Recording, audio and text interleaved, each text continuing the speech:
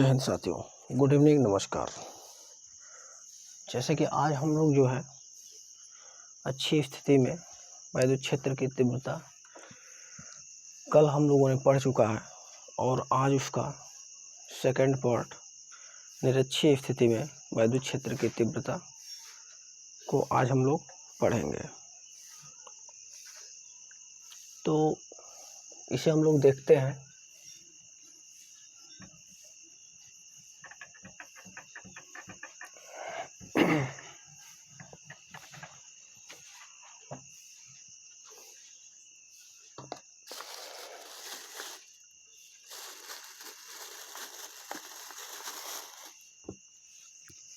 तो आइए हम लोग देखते हैं कि निरक्षीय स्थिति में वैद्युत क्षेत्र की तीव्रता होती क्या है।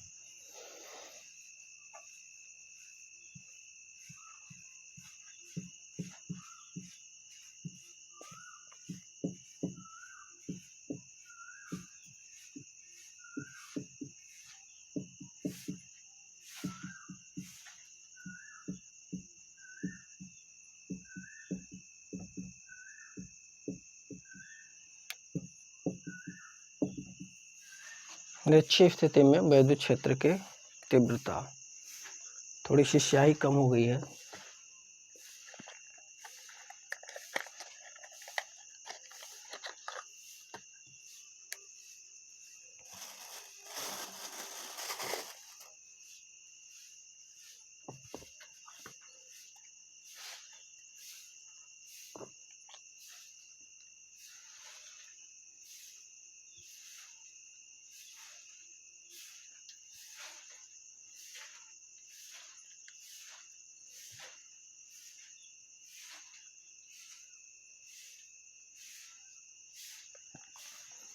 तो हम लोग देखते हैं निरक्षीय स्थिति में वैद्युत क्षेत्र की तीव्रता क्या होती है।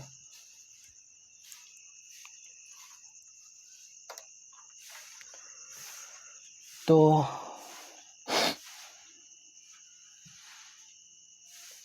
इक्वेटोरियल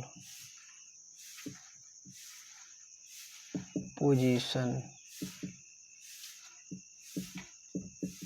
इंटेंसिटी, निरक्षीय स्थिति में वैद्युत क्षेत्र की तीव्रता। तो देखिए यहाँ पर हम लोग मान लेते हैं कि बिंदु ए पर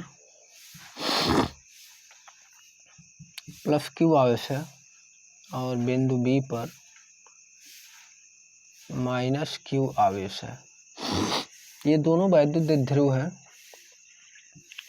और इनके बीच की जो प्रभावी लंबाई है कितनी है, 2L है। और यहाँ पे एक बिंदु O है। तो हम लोग जब अच्छी स्थिति में वैद्युत क्षेत्र की तीव्रता का फार्मूला हम लोगों ने जब किया था तो उसमें आपने देखा था कि इसके अक्ष को आगे बढ़ाने पर एक बिंदु P माना गया था और उस बिंदु P पर हमने यहाँ पर टेस्ट चार्ज लिया था। तो ये जो निरक्षीय स्थिति होती है, इक्वेटोरियल पोजीशन जो होता है, इसमें हम लोग क्या करते हैं, इसके अक्ष के ऊपर नीचे एक कोई बिंदु मान लेते हैं। सपोज दैट यहाँ पे एक बिंदु क्या है, P है। तो इस P बिंदु पर हम एक क्या परीक्षण आवेश Q0 मान लेते हैं, Q0। ठीक। अब आप जो है यहाँ से यहाँ, और ये जो रेखाएं हैं एक दूसरे से कितने कोण पे मिल रही हैं, थीटा कोण पे। तो देख रहे हैं कि अगर ये दोनों एंगल समान हैं तो हमारा ये जो दोनों लेंथ होगा, ये AP ये किसके बराबर होगा, PB के बराबर होगा। इसे हम लोग ऐसे मिला देते हैं और इसे नाम दे देते हैं R। यहाँ से यहाँ तक जो हमारा डिस्टेंस है वो स्मॉल l है, तो ये भी हमारा स्मॉल l होगा।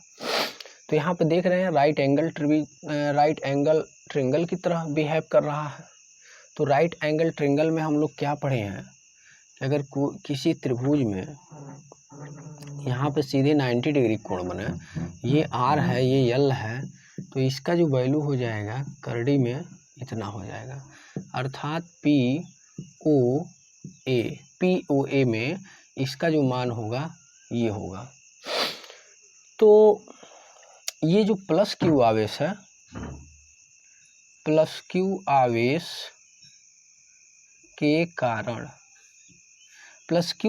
के कारण इस साइड में एक बल लगेगा प्लस क्यू आवेश के कारण लगने वाला बल। तो प्लस क्यू आवेश के कारण ये प्लस है और ये प्लस है तो दोनों के मध्य प्रतिकर्षण होगा, तो ये इसको इधर रिपेल करेगा, इधर धक्का देगा। तो ये प्लस क्यू आवेश के कारण, तो इसे हम सिंबलाइज कर दे रहे हैं ई प्लस क्यू से। और ये बल क्या होगा 1/4 पाई एप्सिलॉन नॉट और क्यू अपान में आर स्क्वायर। तो आर का स्क्वायर करेंगे तो हम यहाँ पर क्या लिख देंगे ए पी का स्क्वायर, समीकरण नंबर 1।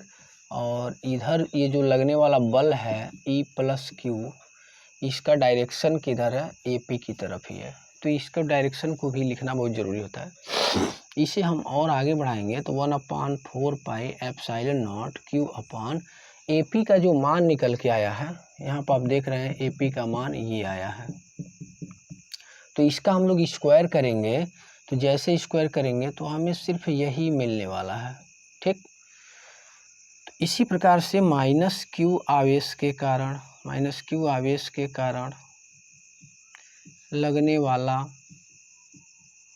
वाला बल, तो E माइनस क्यू। एक्चुअल में जो इलेक्ट्रिक फील्ड इंटेंसिटी होती है वो एक प्रकार से बल होती है। हमारा वीडियो आप अगर शुरू से पाएंगे तो उसमें हमने आपको बताया है कि जो तीव्रता होती है वो एक प्रकार से बल होती है।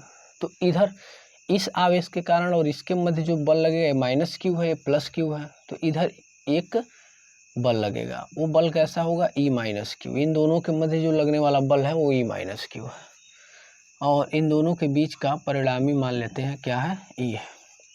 तो E minus q 1/4 pi epsilon not q upon और इनके मध्य का डिस्टेंस अर्थात पी बी का स्क्वायर, ये हो गया हमारा समीकरण नंबर 2। और पी बी डायरेक्शन जो है किधर है, पी से बी तक है इसका ई माइनस क्यू का। तो और इसे जब हम लोग आगे बढ़ाते हैं तो ई माइनस क्यू बराबर 1/4 पाई एप्सिलॉन नॉट क्यू अपान, इसका भी हम लोग क्या करेंगे स्क्वायर करेंगे। तो चूंकि ये दोनों डिस्टेंस आपस में क्या है बराबर है, तो यहाँ भी हमारा हो जाएगा R square plus L square. तो ये हो गया समीकरण 1 और ये हो गया समीकरण 2। अब हम लोग समीकरण 1 और 2 से देखते हैं।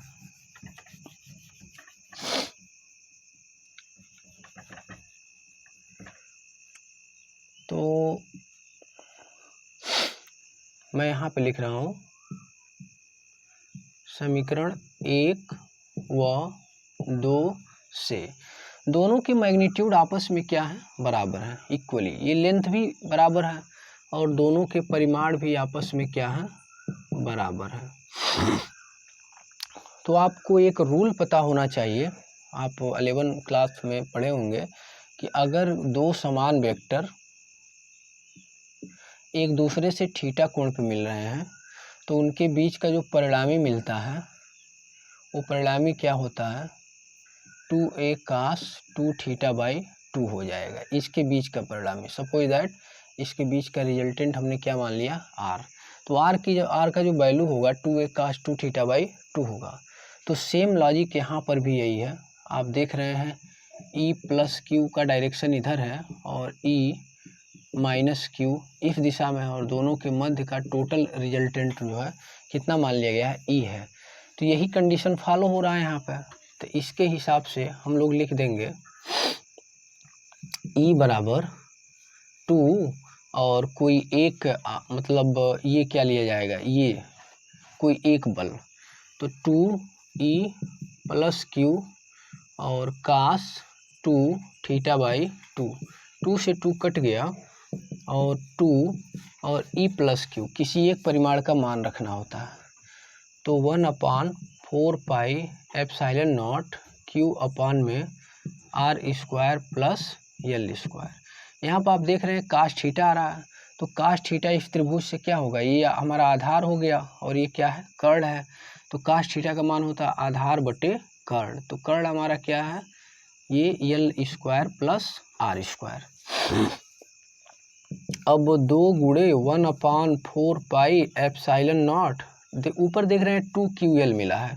तो बिकॉज हम लोग 2QL पीछे पढ़ चुके हैं, वो किसके बराबर होता है P होता है। P होता है वैद्युत ध्रुव आघूर्ण।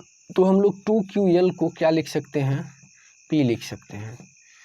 तो P और ये R square plus L square, इसका जब रूट हटेगा तो L square plus R square पे पावर कितना आ जाएगा, 1/2 आ जाएगा।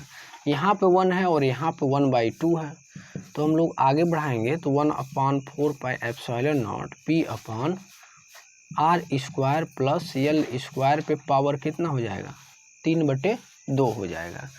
अब बिकॉज जो ये जो हमारा R होता है, सॉरी ये जो L है, L is very very less than R। R की तुलना में यदि R की तुलना में L यदि बहुत छोटा है तब L को नगण्य मान सकते हैं।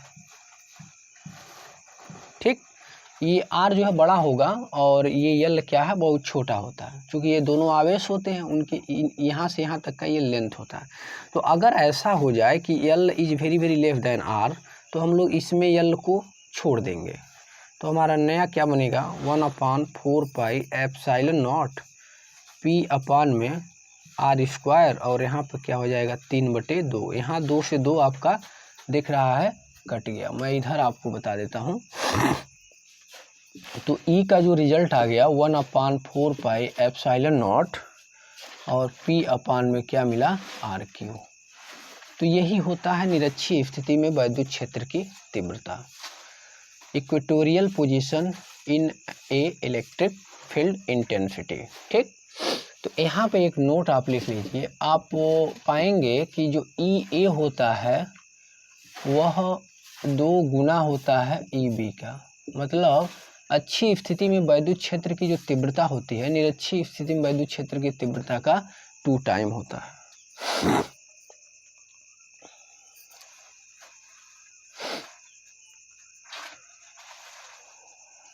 तो ये होता है। तो इसे आप जो है अच्छे तरीके से नोट कर लीजिए। एक बार मैं फिर से देख ले रहा हूँ। यहाँ पर हमने जो है प्लस Q आवेश के कारण लगने वाला बल निकाल लिया और यहाँ माइनस Q आवेश के कारण लगने वाला बल निकाल लिया। समीकरण 1 और 2 से हमने कंपेयर किया, दोनों का मैग्नीट्यूड आपस में क्या है, बराबर है। तो 2 इतना हो गया, एक परिमाण 2 गुणे एक परिमाण कोई, और काश थीटा का मान आधार बटे कर्ण होता है। तो 2QL हम लोग पढ़े हैं क्या होता है, P होता है। तो ये हो गया, और यहाँ पे 1 पावर है और यहाँ पे 1/2 पावर है, दोनों को ऐड किए 3/2 पावर। अब L जो है बहुत छोटा है तो L को हटा दिया जाएगा। तो 2 से यह 2 कट गया और 3 आ गया, तो P अपान कितना मिला, RQ मिला। तो ये नोट में ये कभी कभी पूछ देता है कि अच्छी स्थिति में वैद्युत क्षेत्र की जो तीव्रता होती है और जो निरक्षीय स्थिति में वैद्युत क्षेत्र की तीव्रता होती है, वो दोनों के बीच में रिलेशन क्या होता है। तो यही रिलेशन होता है। तो आई होप ये आपको अच्छे से समझ में आ गया होगा। तो कल हमने जो वीडियो आपको अपलोड किया, शायद उसमें कुछ वॉइस का प्रॉब्लम्स आ गया, प्रॉब्लम्स फेस करना पड़ा होगा आपको। फिर से मैं उस वीडियो को बना दूंगा, तो इसे आप अच्छे तरीके से देख लीजिए। ये एग्जामिनेशन की दृष्टि से बहुत ही महत्वपूर्ण प्रश्न है और ये प्रश्न पेपर में अक्सर पूछ लिया जाता है।